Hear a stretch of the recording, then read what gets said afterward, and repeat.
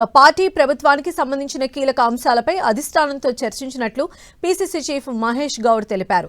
రాష్ట్రంలో ఇటీవల జరిగిన అన్ని ఎన్నికల ఫలితాలపై హైకమాండ్ పూర్తి సంతృప్తిగా ఉందని చెప్పారు. తెలంగాణలో 80% ప్రజలు కాంగ్రెస్తోనే ఉన్నారని, అందుకే జూబ్లీహిల్స్ బైపోల్, పంచాయతీ, మున్సిపల్ ఎన్నికల్లో గెలిచామని ఖర్గే అన్నట్లు మహేష్ గౌడ్ తెలిపారు. కోమటిరెడ్డి రాజగోపాల్ రెడ్డి వ్యవహారం కూడా చర్చకు వచ్చిందన్న మహేష్ గౌడ్ రాజగోపాల్ రెడ్డిని పిలిచి మాట్లాడతామని చెప్పినట్లు తెలిపారు.